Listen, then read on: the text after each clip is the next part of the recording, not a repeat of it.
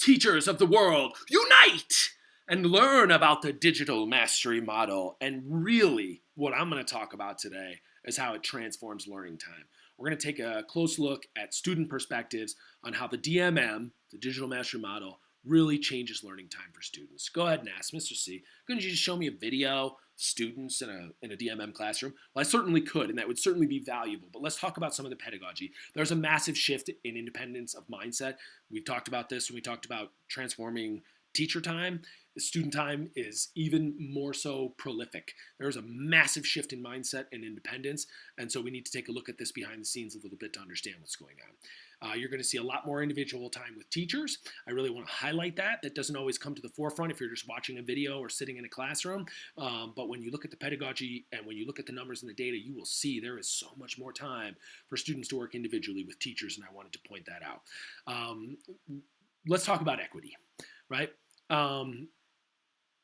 When you don't have to yank students out of class to receive kind of separate but equal education, and they are allowed to sit in a room of their peers and learn as equals, I mean, how can we possibly establish a more equitable classroom? I would challenge anyone. You know, when we bring the resources to students in their classrooms with the content and curriculum that's being presented to all their peers, how is that not just intrinsically far more equitable? So let's take a look, kind of just a listed compare and contrast of the learning time in traditional stereotypical classrooms and digital mastery model classrooms, and we're going to tailor this a little bit more towards students. If you haven't already watched my compare and contrast or my breakdown of the DMM as far as teaching time goes, please check that out first before you look at this. We're really going to try to focus on what's going on with the students at this time. So we have, in a traditional stereotypical classroom, teachers are pacing and providing access to all the content. Right? They're telling you what you're going to learn. They're telling you how long you're going to learn it for. They're telling you how long you're going to practice it for and when the test is going to be and if you're going to have a project on it. Special needs frequently disrupt traditional classrooms. Right? By special needs, I'm talking social emotional needs. I'm talking GT. I'm talking special ed. Right? These students tend to need accommodation more often, and that is disruptive to a traditional flow of a traditional lesson, especially when you're scripting it out. So these students become disruptive. From a student standpoint, it's very easy to throw your teacher off track, right? Think about, if you're a teacher, you've had students that have social emotional baggage. Think of how easily they can throw you off track when you have a nice scripted lesson. If you're, just think of a student that doesn't have any special needs, right? Think how much time is taken away from their learning in a traditional classroom by teachers who are addressing special needs of other students in the class. We have direct whole group instruction that targets a minority. Let's say 50% of the class. Let's say you're targeting that middle 50, right? And that lower 25% who are not ready for this content yet are still getting that instruction. And that high 25% who either learned it really quickly or already mastered it in previous years or previous lessons are checked out. They don't need this again, but they're getting it anyways because that's how you do instruction in a traditional stereotypical classroom, to everyone at once. We have prescribed differentiation. Teachers usually spend lots of time sitting down beforehand, creating all this prescribed differentiation, but as needs of students come up in live time, it's very hard to adapt those, or I should say, it can be very hard to adapt that differentiation to the needs of the students in live time and in the class. This really all shakes out to mean widely varying expectations, time with the teacher. The teacher spends lots of different amount of time with different students at different parts of this. A varying degree of concept mastery. I say mastery, not proficiency, right? We tend to teach to proficiency. A kid gets a 70% on an assessment. We're like, oh my gosh, thank you so much. Move on to the next thing. 70%, that's not that great. Almost a third of the content they don't understand, and you're still moving them on to ensuing objectives and content that may link to some of that stuff that they have gaps in. It's just going to cause problems down the road. And then, really linking back to that whole group mentality, it's varying, or there is varying degrees of rigor. There are lots of students working in their zone of proximal development who are ready for this lesson, who need it, who it challenges them. There are students who already know it, and there are students who are not even close to ready for it. And these lessons or this learning style does not carry the same amount of rigor for all students. That's not fair. That's not equitable. Let's take a look at how the digital mastery model changes that, or some of the differences, let's say. So DMM provides student-paced content uh, and student access, right? So students are the ones that are actually reaching out and grabbing their content, reaching out and grabbing their skills practice, reaching out and saying, I'm ready for this assessment. It's a student pace, and that frees the teacher and also puts independence and opens the mindsets of the students themselves, which allows there to be a special needs focus in the room, right? These are not special needs detracting from. If everyone's working independently, then disruptions and distractions tend to fall to the background, right? Teachers can deal with students who are struggling socially and emotionally. Teachers can help students who are struggling with content, who may be, who may need accommodations to reach content. They have time for that. They're not taking away from anyone else's learning time per se, because all of this stuff is accessed and available and paced by students individually. And so I can be helping one student while another student is helping themselves, and that's great. And that's truly transformative. You have constant one-to-one teacher time and peer time.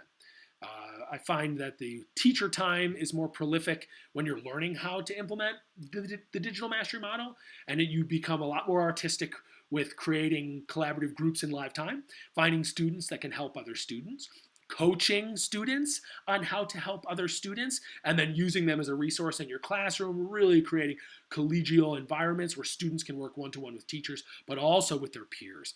And everyone's working in their zone of proximal development. That is rigor, my friends, okay? We have students that have not mastered foundational content. They are still working on it. It is still challenging them. They need to master it if they're expected to be able to master content that comes after. And that doesn't mean they're just because they're working 5 objectives behind someone else that they're not working rigorously, they're not working in their zone of proximal development. And that's the misnomer that this model works to dispel, is you shore up that foundational work, you work hard to master those foundational concepts, you will move with more speed and more confidence in ensuing objectives and content.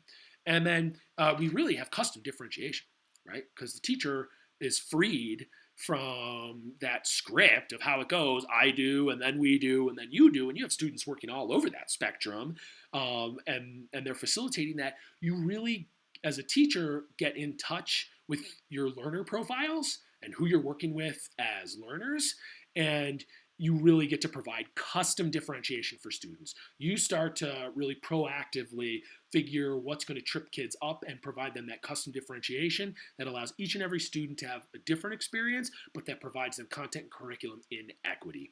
And then, as I'd mentioned before, we're mastering concepts and we're building on it from there, which is very different than the proficiency model of a traditional or stereotypical classroom, where you have generally your high highs, your GT kids are mastering content, and then your middle of the road kids are getting to proficiency. They're kind of understanding how it works and how it fits together with some of the other concepts. And your low kids, they tend to just drown and it's over their head. No longer. Okay, all students are working to master content. All students are capable of mastery, and this model brings that to the forefront in absolute equity. It's a beautiful thing. So let's take a look. Right, here's a functional digital mastery environment.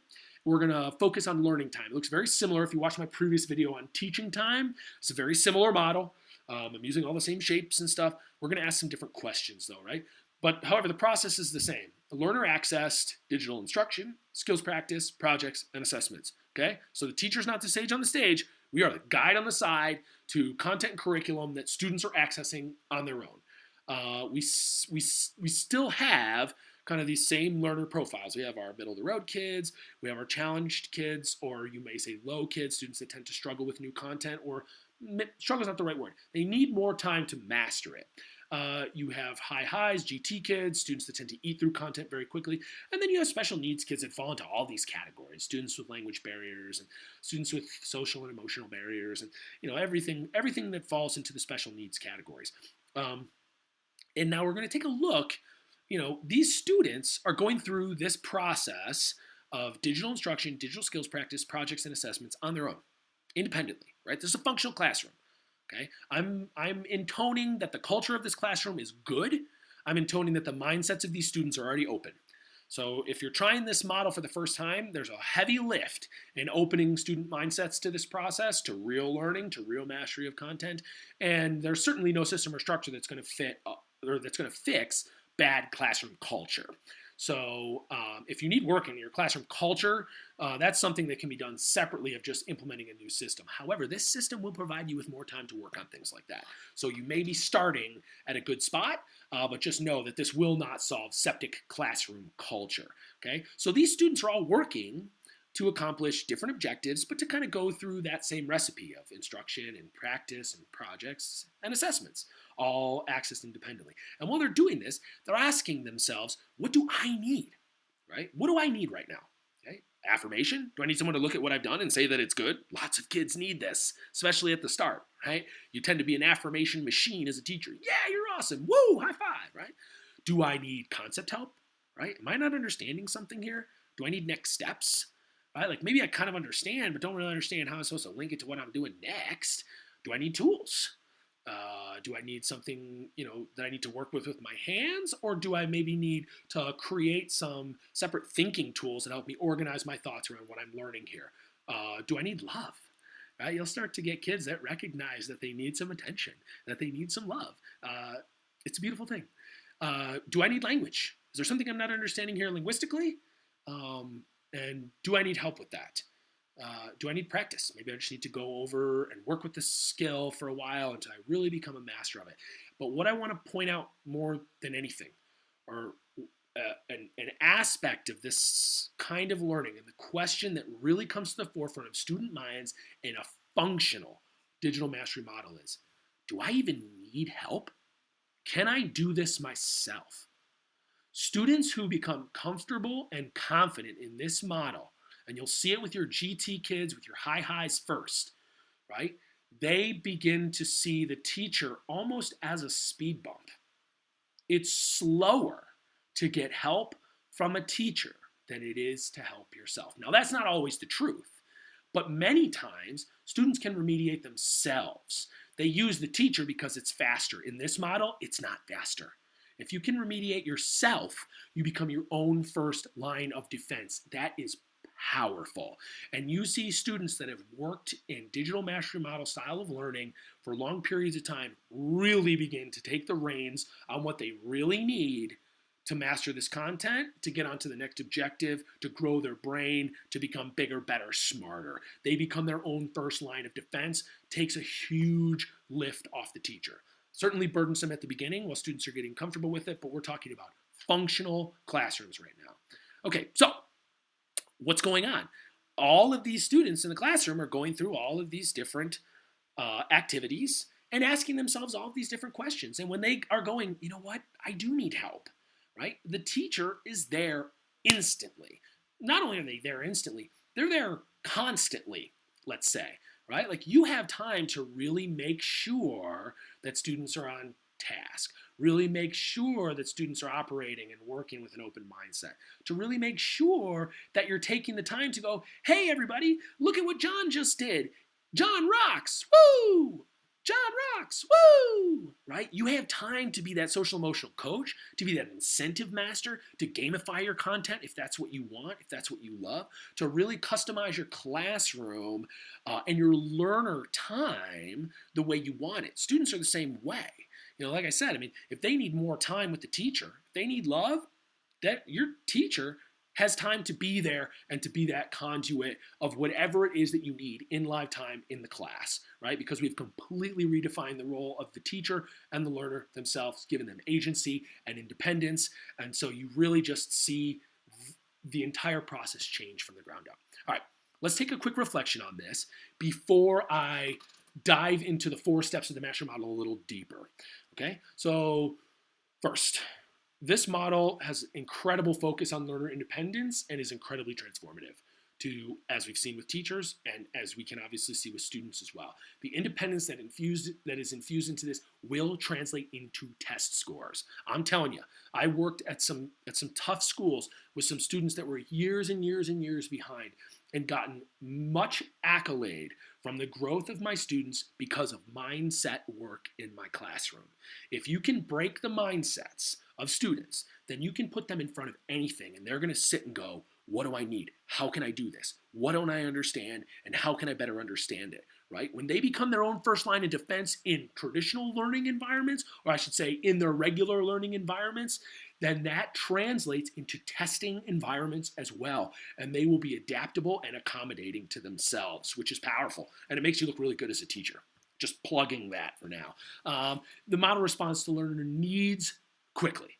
Okay, so we're providing differentiation very quickly in live time and really systemically more than anything else. And then this model is just so resilient to interruptions and distractions, right? I mean, if a kid is just having an awful day and just a complete blow up, you have time to deal with them. You can have loud, noisy distractions going on in one side of the room, and that doesn't necessarily distract any of the other students in the room who are working at their own pace and their own content, and they know how and where to find it. I mean, not to say that distractions are completely obsolete, but they're incredibly mitigated in this process.